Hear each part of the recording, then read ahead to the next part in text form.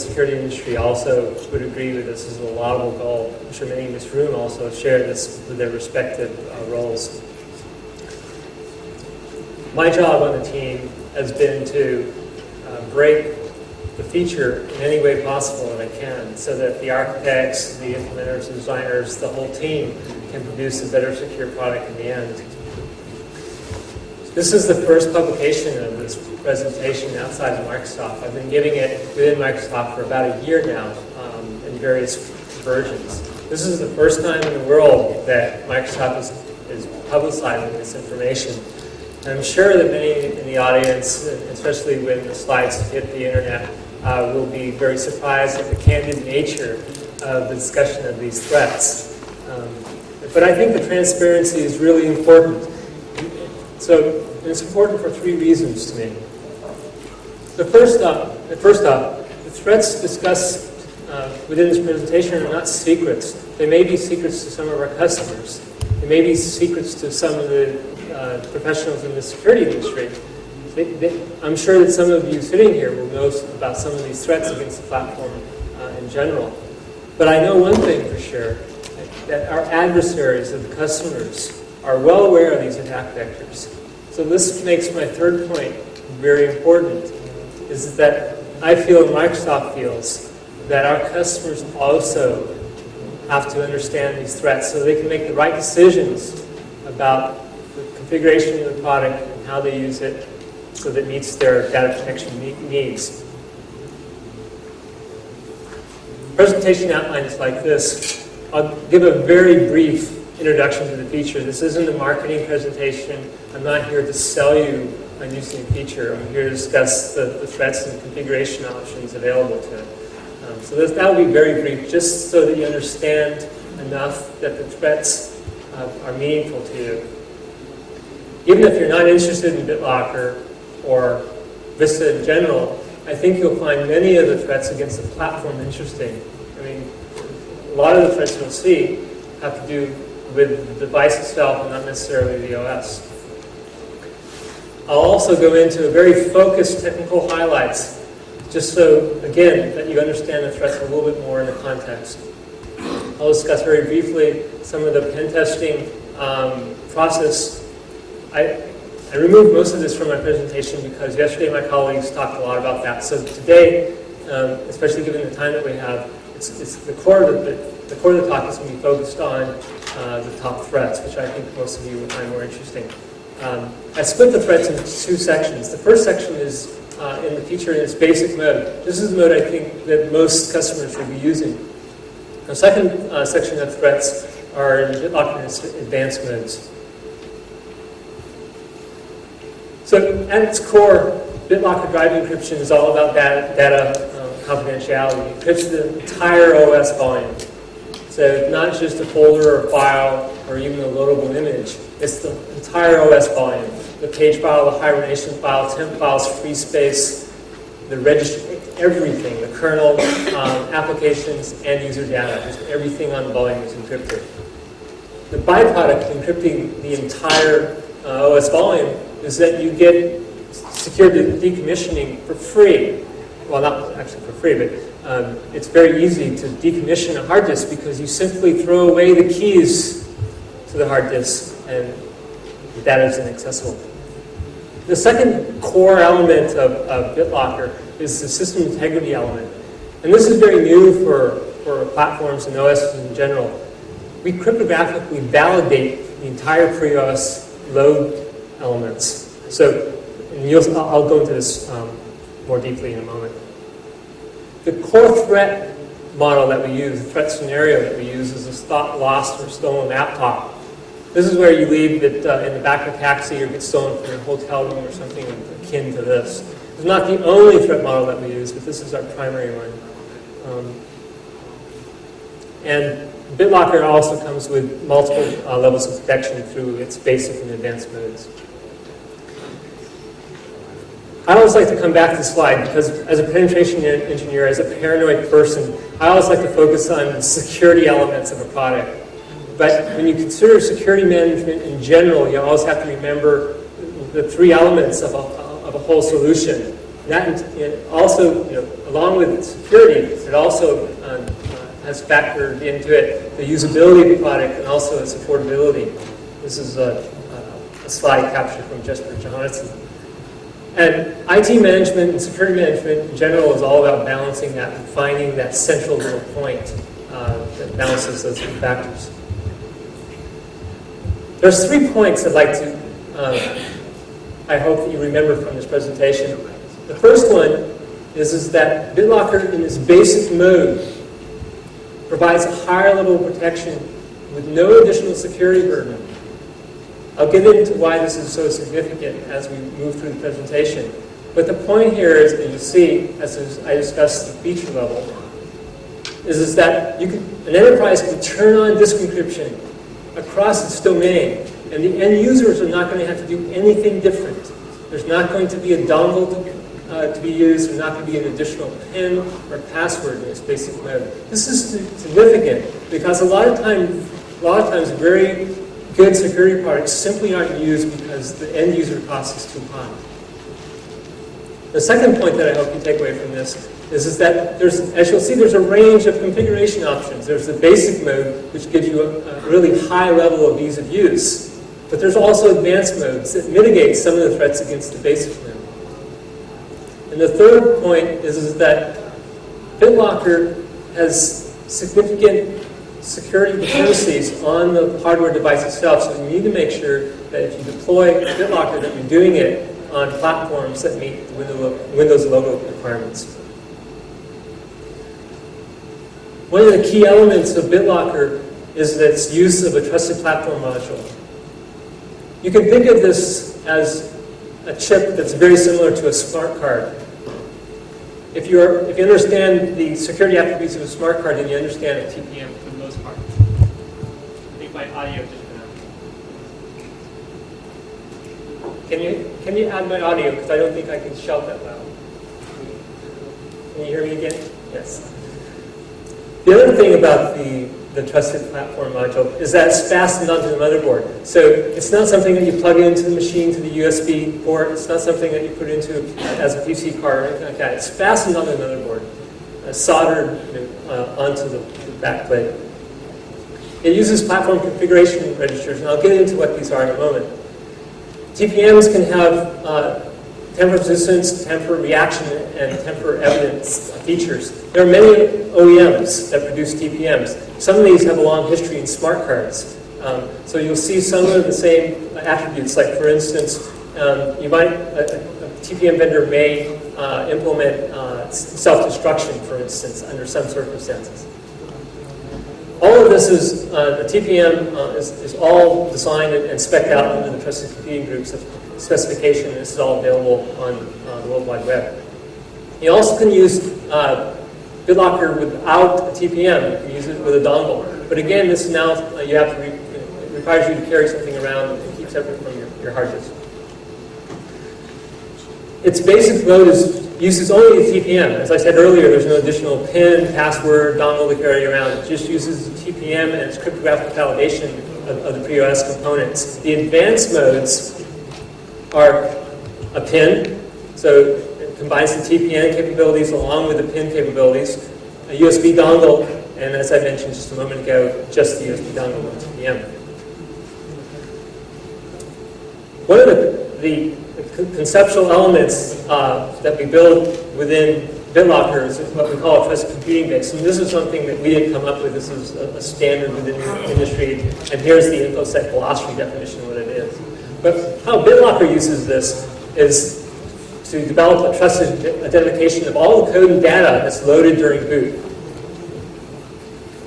With this trusted computing base, it allows the OS to have a foundation that we can build upon. So OS code integrity can be built upon this, and then, for example, 64-bit platforms, digital signatures for kernel mode software. So let's go through what a trusted computing base validation is all about. Here you see the PC elements that comprise the pre-OS environment. Here we have the BIOS, the MBR, the master boot record.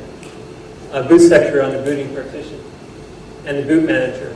Now, for Vista, NT loader has been divided up into two pieces, the boot manager and then WinLoad. If you ever have multiple OSs that are on one system and you get to a menu in Vista, you're running boot manager. So that's where you are now.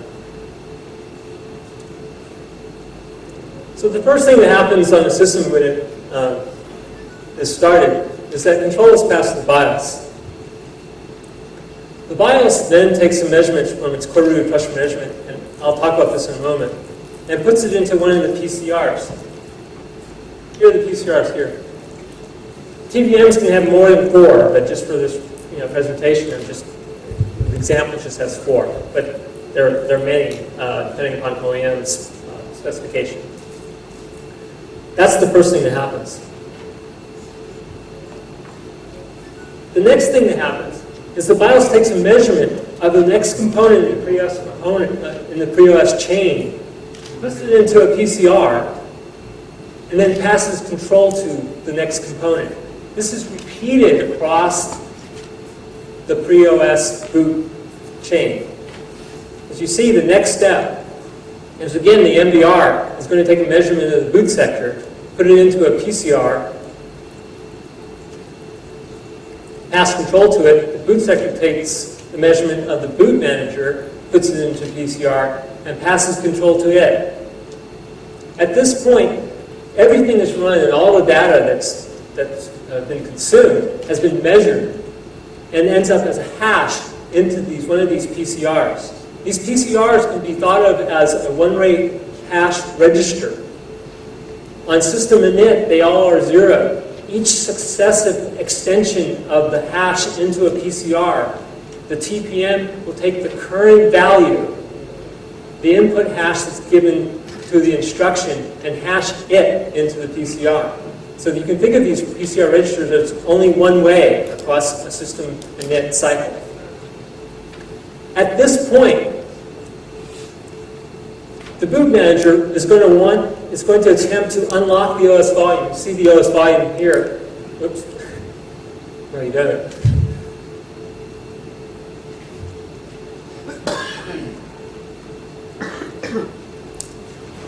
The OS volume is on the right there. It's locked. And the boot manager is going to attempt to unlock it. The first thing it does is it locates the encrypted key data on the OS volume. He passes it to the TPM. The TPM is going to check all the PCR measurements to see if they match the values at the time BitLocker was turned on. And if they do, it's going to pass the key back to the boot manager and unlock the OS volume. Would you like to see that again? Okay, let's do that once. So the BIOS has control. The system has been booted. The first measurement gets into the PCR. It takes the measurement of the next component of the pre-OS environment, puts it in a PCR, passes control to it. It does the same thing in the chain. Passes control to the boot sector. Boot sector takes a measurement of the boot manager. At this point, the boot manager is going to try to unlock the OS volume it's booting. It passes this encrypted blob into the TPM. The TPM is only going to release this key if the PCRs match what they should be. In this case, they do match. It passes the key back, and the OS is unlocked. At this point, we can pass control, the boot manager can pass control to WinLoad, which is going to load the kernel, etc. Before we start talking about the threats against the TPM-only mode, again, the basic mode, let's think about what the adversary's objectives are. Obviously, the ultimate objective is going to be reading the plain text of the data off the disk. Plain text is a cryptographic word for the original unencrypted data. An intermediate goal would be to gain access to the encryption keys, right? And then if they have access to the encryption keys, then they can get the plain text data off the disk. Another intermediate goal would be to gain control of some privileged thread, especially within the trusted computing base, right? If they can gain control of the IP, then they can potentially gain control or access to the encryption keys, and then subsequently reach their ultimate goal of reading data off the disk. Now, one thing you also have to know about BitLocker in the basic mode is that it will, if none of the pre-OS components have been modified, the system will load to win login, right? There's no additional user authentication or anything in the basic mode. There's no PIN or anything to enter into the system. What happens is that an attacker can find a lost laptop and boot it, and it will come up to the win login screen if he hasn't modified it, right? So it's sitting there waiting for the appropriate password, and hopefully that's a strong password. But the key thing to realize in this context is that the key is in physical memory, right? So this encryption has to be highly performant. In order to decrypt the sectors as they're loaded, the key has to be in memory to decrypt those sectors. So as you'll see, as I proceed, that becomes a critical point. The first category of attacks against BitLocker in its basic mode are what we call the physical memory ghost. And the first one is called warm ghosting. Now in this attack, the physical DIMMs, the physical RAM in the machine, power is retained to it. So that's why we call it warm. Right? So the charge, the DIMMs retain the power to them. The warm ghosting attack goes in, but I should mention, this is the same method that BIOS vendors use to flash new images into BIOS ROM. And what they'll do is, from the OS, they'll spray many copies of the BIOS update across memory in the hope that some of them will still be there when they reboot the system and come back into the BIOS and it can reflash the BIOS. Then, once the reboot occurs, the BIOS will go looking for one of their patterns. When they find one, they'll do some type of hash check or something to validate that they have an intact image, and they'll use that. So this attack on BitLocker uses that same type of approach.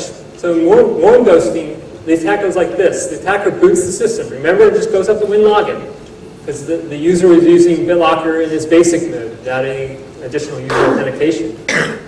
He then reboots, soft reboots. So the system retains, all the devices in the system retain their power, and loads some OS. Now, we've done this with maybe 10, 20 lines of instructions. And the idea here is that your attack, quote, OS, is just small so that you preserve the image of physical memory. If your attack OS is huge, you're going to obliterate a lot of the physical image. And then simply, the attacker uses some method to look for keys. Now, if they have a large tarmac to store all the image and then investigate it offline, that's one approach. But if they have only limited storage space available to them, they might use some algorithm to detect chaos and find key candidates in memory. The mitigations here are to use systems that have BIOS that clear memory on reboot. So many systems today do this anyway. So they interpret all soft resets of the system as hard resets in white memory. But be sure if you use BitLocker in its basic mode that you're getting a BIOS that meets BitLocker requirements, because one of them is that it clears memory. And of course, if you use BitLocker in advanced modes, then the attacker is never going to be able to get the key into the memory because he doesn't have the PIN or the USB dongle, right? So the advanced modes completely mitigate this attack. Another variation of the memory ghost is what we call the cold version. This is where the DIMMs don't necessarily retain their charge. So given the physics of the semiconductors, a lot of physical memory will retain their charge for some period of time, enough for them to be copied. So the attack here is to boot the system up into WinLogin or some previous state, extract the DIMMs, put it into a copying device. There's a version of this which I call the Iceland attack, and this is where, in this picture here, this is a picture of a backplane of a laptop, and simply remove the DIMM access.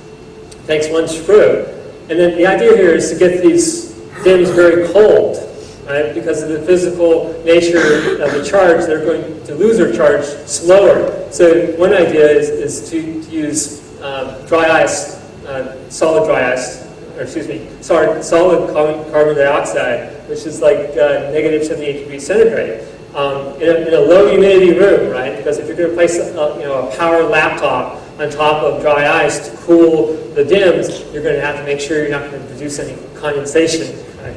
So you need to find a low humidity room to do this. And this is kind of a variant of this. It's in between the cold and warm ghosts, but certainly battery-backed DIMMs is going to be another method here, right? So there aren't any sodiums on the market today that are battery-backed, but there are server ones, and you could imagine constructing battery-backed DIMMs for laptops, and that would be one method of attacking BitLocker in this mode. The advanced modes of BitLocker mitigate this attack, again, because the user is not inserted a pin or a dongle in order to boot the machine.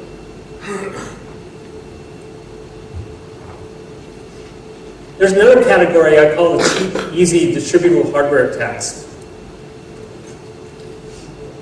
Basically, it's like, it doesn't cost much money, it doesn't take much skill, and to distribute it, to people who pay you or something like that, it's easy to do. So if you have a very large or heavy object that you're using to attack the system, and only a few people know how to run it, and it costs $50,000, then this is not going to be a very easy attack to distribute and propagate. One example in this class is the PCI bus exploit. This is David Holton's done a lot of work. I know him. He's a very talented man. He's local to us in the Seattle area. And actually, he made me really mad in January when he did this at ShmooCon, because I was working on the same thing in-house at Microsoft, and they kind of beat me to the punch. So the idea here is that you have a laptop, and again, we're in the BitLocker in its basic mode. The key's in memory, it's in physical RAM. And you take a modified PC card. Now, this modified PC card is something that's readily available. You can buy these. They're development cards. They're development cards are used for people that are trying to build applications that are built on the PC cards.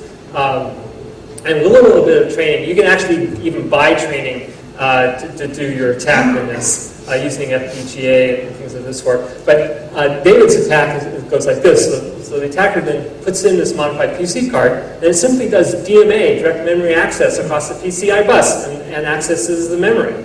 Right? So if its storage space is limited, it uses techniques like I discussed a little bit ago for searching for chaos, or if he has storage space, he can simply just copy all of physical memory and do offline analysis. Again, BitLocker advanced modes mitigate this because the key is never going to end up in memory without additional authentication methods. Another example of this class of threats is Bunny's attacks against Xbox version 1. Right?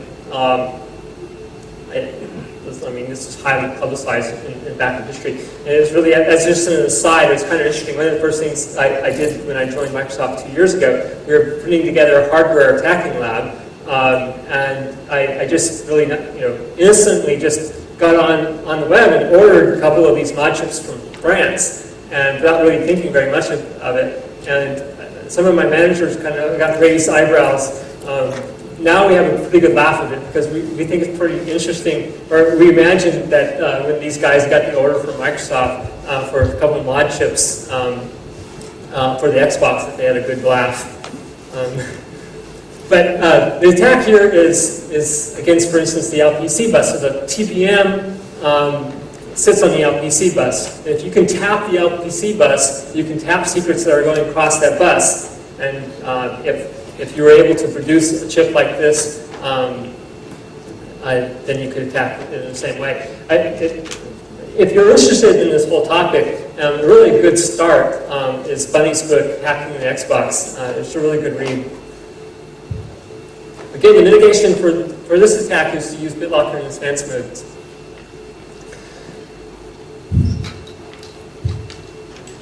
So we talked a little bit about the Trusted Computing Base, the TCB.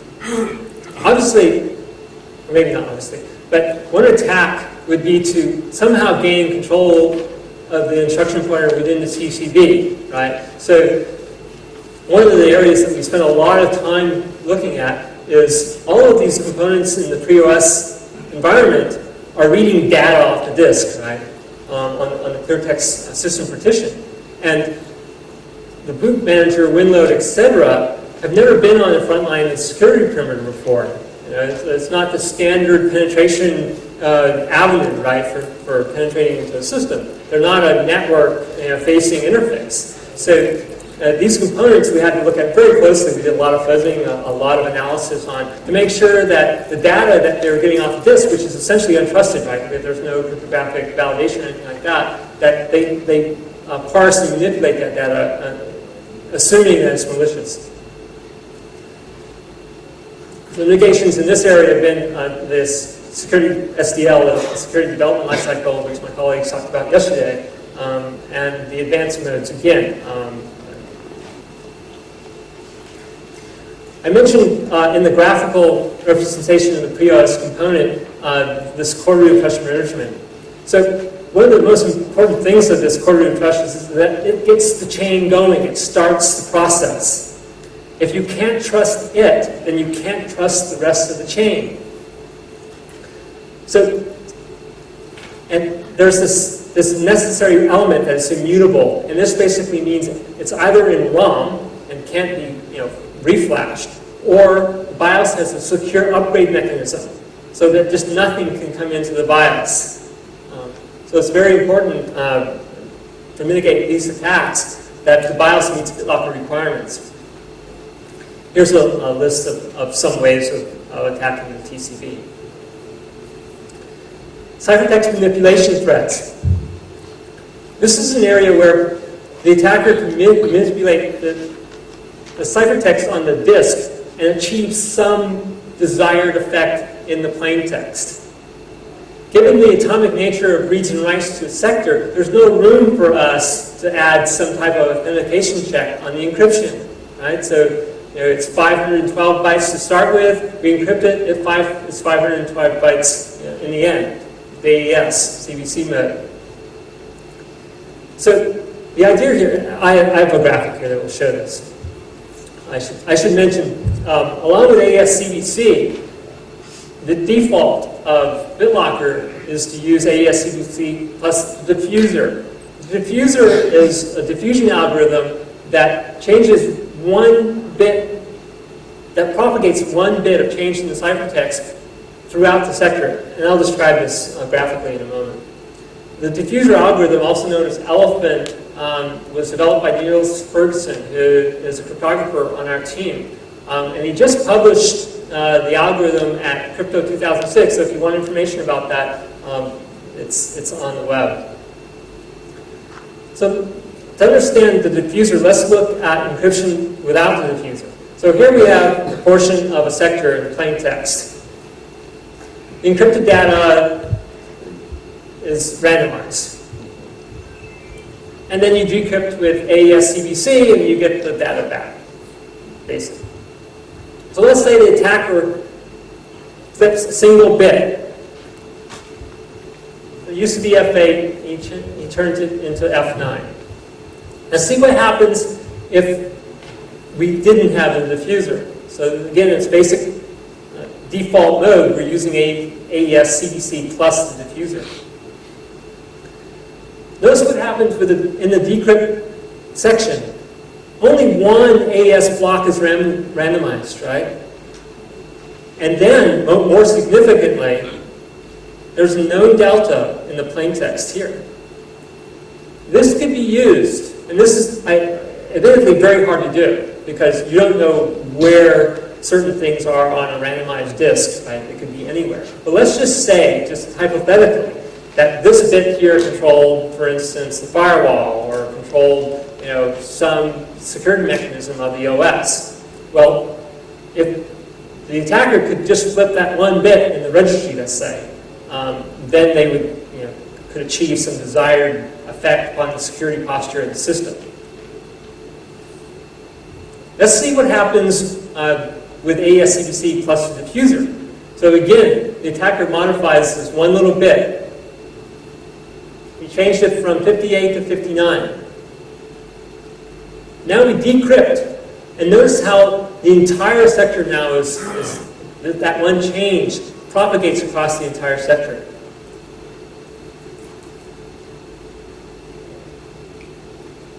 I'm running a little bit behind time. I'll just pass this slide. These slides are going to be published. You can come back to here. Here's some other issues, ciphertext manipulation threats.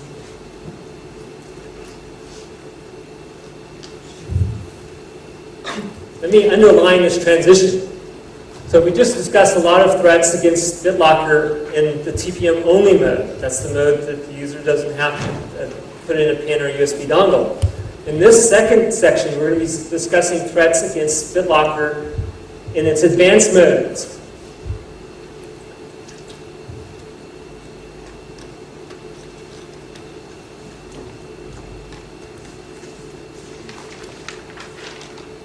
So let's look at TPM plus PIN. Let's look at it a little bit slower. So the same thing happens with the pre-OS environment. Everything is measured in the chain. Each link measures the next link, puts the measurement into the PCRs, passes control to it. But in the TPM plus PIN mode, there's one additional step that happens. And the user has entered in a PIN. You see here 1337.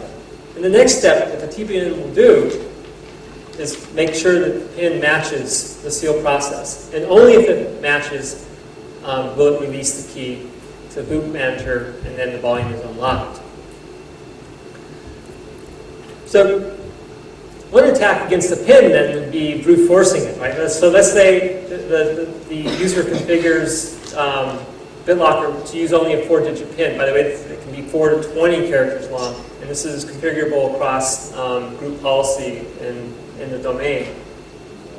So let's just say that they choose a 4-digit PIN. Well, on average, they're going, you know, the attacker is going to guess this in 5,000 tries, right?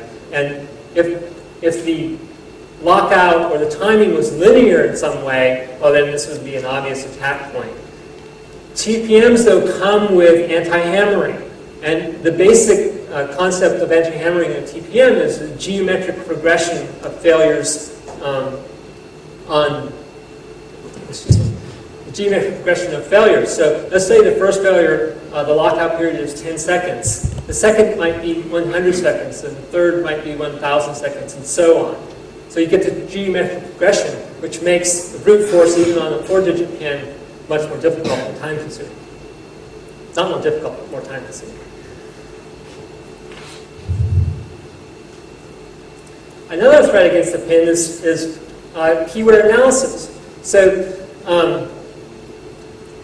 the reason why BitLocker doesn't use full keyboard is localization problems across all of the keyboards. So for V1, we limited it to function keys. For many keyboards, the numerics can also be used. The problem with this is that the function keys aren't often used. So an intelligent attacker might look at the function keys and do analysis on their wear to try to determine which digits are used in the PIN.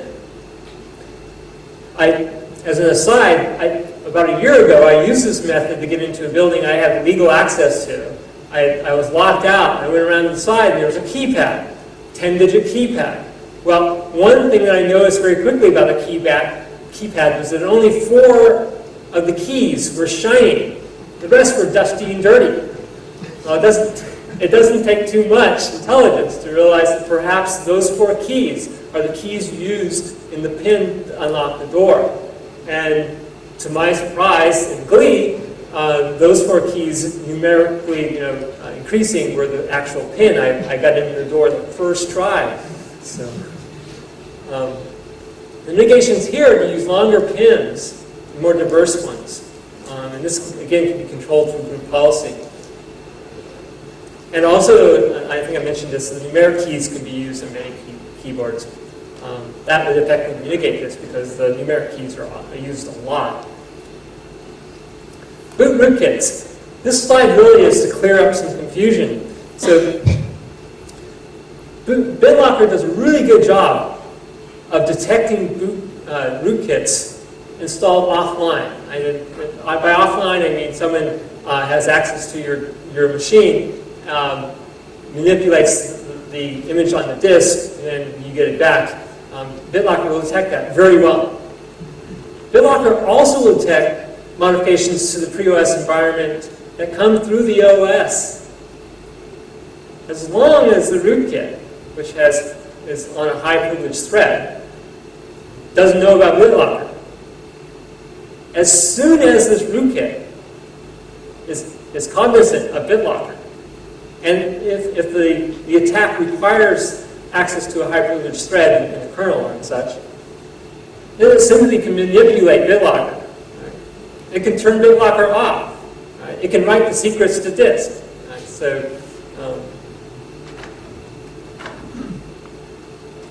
the mitigations here are the SDL, Vista OS security, configuration best practices. It goes without saying that, especially in the TPM only mode, the basic mode, that if the laptop doesn't have a good win login OS password, then the attacker can boot to it and then try a simple password. So. Another area of attack is what I call a multi-visit or premeditated attack. Some people call these the two-touch attacks. So this is where the system becomes vulnerable. Security is hobbled prior to its loss. So, for instance, if the attacker has access to the laptop before it's lost, and puts a hardware keylogger in, and then captures your password, your PIN, or your Win login password, then if the laptop is lost at some later point, they're going to be able to use that information to gain access to the laptop. There are many of these advanced strikes.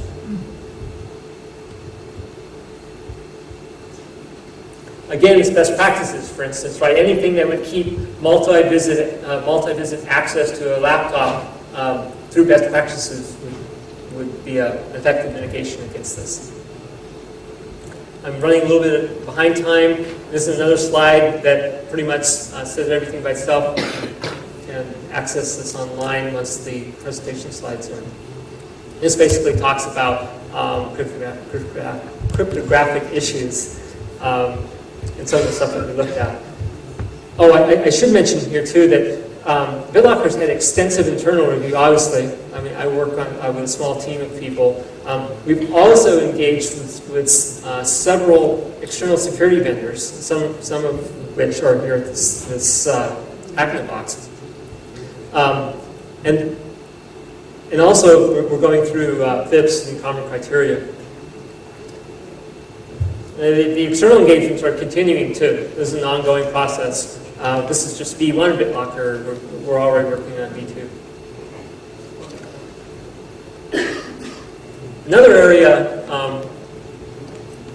of attack is what I call lost while unlocked. And this is where, and this is common. We already live with this today, right? So if you authenticate to your system today and then walk away, and someone comes along, they can log in, or not even log in, they can start using their system as you, right? They don't have to authenticate. Same way with many products, security products, if the user has authenticated at some point in the past, and then they lose the system, well, then that authentication is not needed. So the attack, or the scenario here is that the BitLocker user is using it in, let's say, the USB mode. They boot the system by putting their USB key into the port, boot up, log in and stuff like that, put the dongle into their pocket, and then walk away or something like that, and then someone steals it. Now, I also call these attacks one-chance attacks. Because if the attacker doesn't know about BitLocker, doesn't know how, that they have one chance, and they power the system down, and you remove the battery or something like that, then they have lost that opportunity, because now when they try to boot, they're not going to have the dongle anymore. So what happens if a system is lost while it's unlocked, then it becomes vulnerable to the same attacks that we saw in BitLocker's basic mode. The physical memory attacks, the cheap and easy distributable attacks.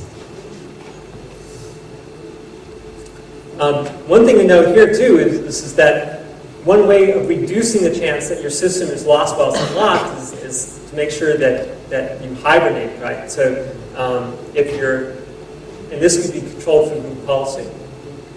But by the way, I should mention that the hibernation file with BitLocker is encrypted, right? This is great, right? Because that's an easy way for information disclosure is through the hibernation file. Page file also, right? What's great about BitLocker is that all that stuff is encrypted. This is a slide from, this is my drawing, because I didn't get permission to actually use the photograph from Peter, which it's not even Peter's slide or photograph. And this is starting to get to be really hard. This is a very expensive, very difficult attack. But I included here just for thoroughness and completeness. But Peter Gutman, I'm not sure if you are familiar with him. He wrote a really good paper in like 94, 95 concerning data remnants on hard disks. And so he's often quoted with like, well, how many times should I wipe a hard disk to make sure that no one ever can read the residual charge on the hard disk? And I think that his famous number was 27 or 35 or something like that. He says nowadays the data remnants on hard disk is kind of a thing of the past because of densities and such. But in 2001 he wrote another paper discussing data remnants in semiconductors, in RAM, physical RAM as an example. And here you see what happened. The two gray boxes are magnified cells on a physical RAM. What happens is when these cells retain their same charge over a long period of time, you start to get atom migration to certain areas. See these little black dots here forming a hillock are an example of that. And here's what Peter calls a whisker.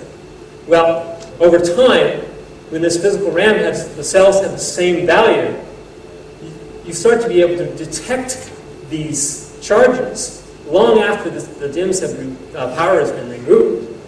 So Peter's been able to do this with just the plain OEM port, so he hasn't modified the DIMM whatsoever through experiments. He also can do this with mechanical probing. This is where he puts the DIMM into an acid bath and exposes internals of the DIMMs there. And of course, there's the focused ion beams also. You can read all about this in his paper that's listed at the bottom here. It's a really interesting read. He's a really talented man. A couple of points about pen testing BitLocker. I mentioned this already. The BitLocker penetration team, there's 3 people on it. I'm just one of them. We collaborate a lot with Microsoft's SWI team. That's the Secure Windows Initiative. That's my colleagues yesterday are from the SWI team. I mentioned that we had several engagements with external security vendors. A lot of work with many partners and engagements with security researchers like David Holton, David Wiener. I'm not going to go down this whole list point by point. One thing I do want to mention here is the large feature that BitLocker is, right? Because our target evaluation, the thing that we had to validate, starts from the BIOS, starts from the hardware, goes through the pre-OS, through the kernel, through the administrative applications, up into Active Directory and into the cloud with Digital Locker. So we had extensive analysis to do.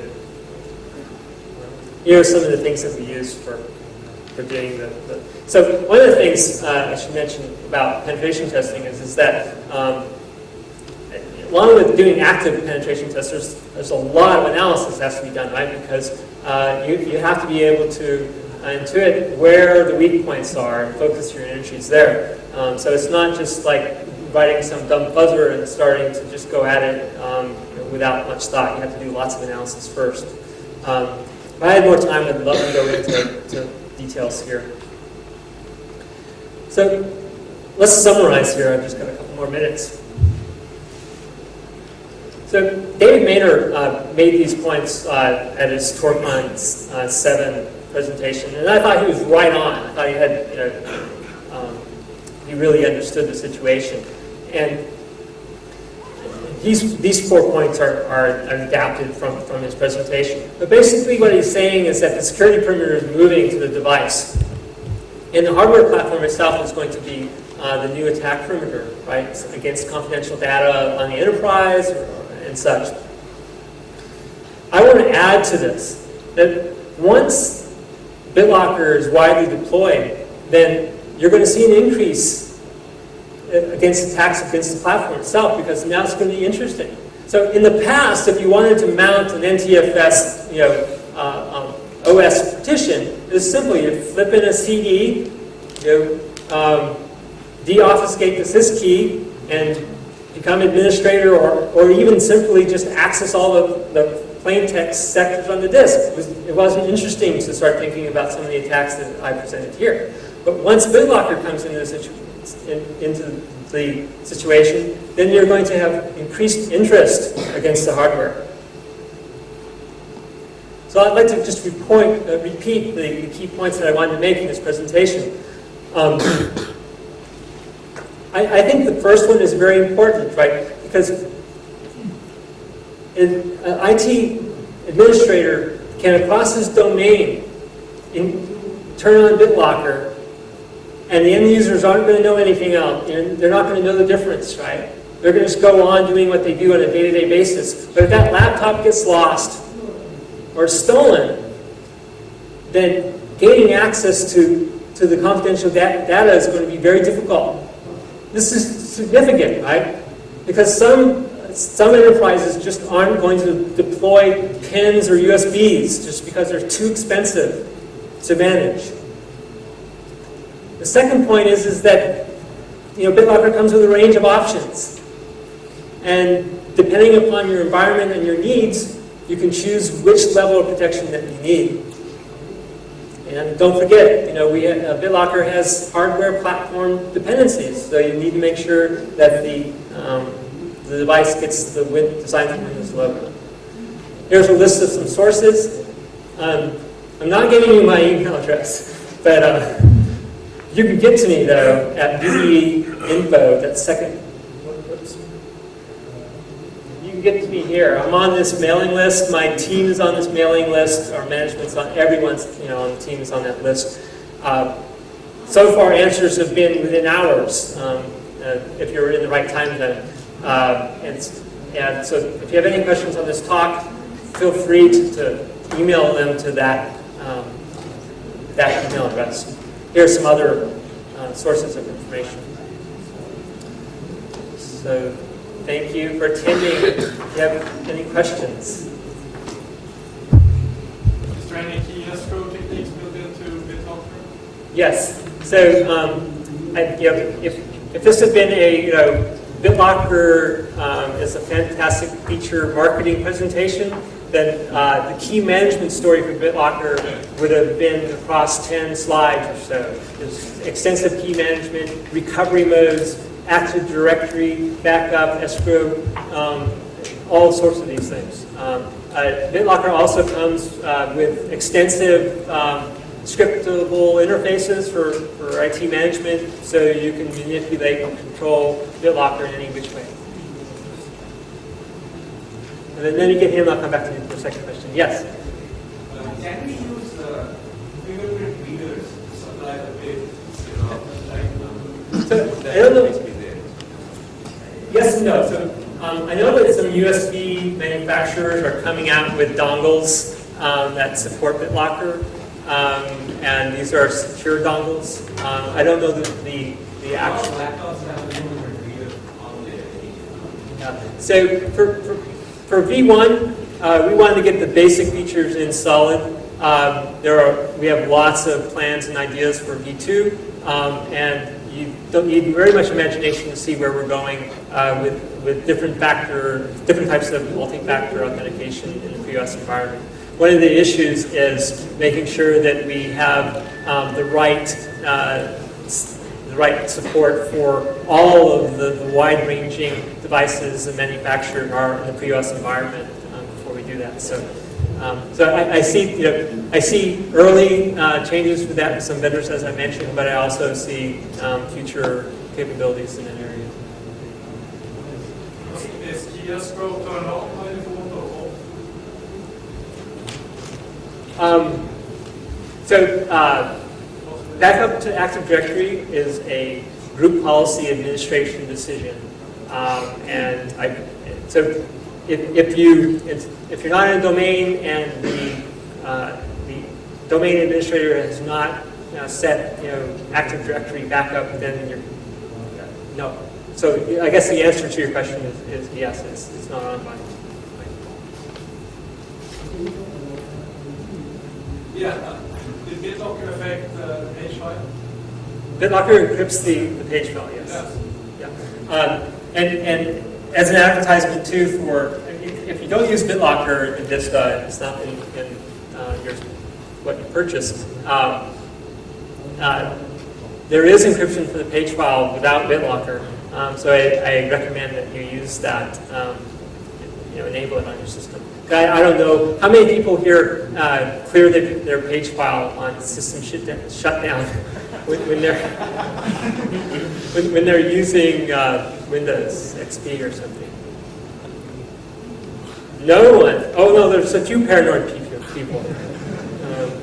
So I do, but it's a pain because you want to shut down your system. All of a sudden now it's just waiting there, wiping the page file so that people can't get any access to your confidential data. I recommend, even though it's a pain, I recommend that you do that on XP because your page file may contain sensitive data. Same way with hibernation file. But that's the great thing about BitLocker is that turn on BitLocker, all that stuff is encrypted. So free space, temp files, Slack space, registry, application data. You don't have to worry about getting your sensitive data in one directory or anything like that. So that's what's great about it. How many people use some disk encryption technology today? Well, that's great. I'm glad to see that level of paranoia. And I hope that many more people use that. Any other questions? Well, thank you very much, Chairman Kasa, for attending my presentation. Any questions? You can email me on that distribution list. Thank you very much for attending. Thank you, Dr.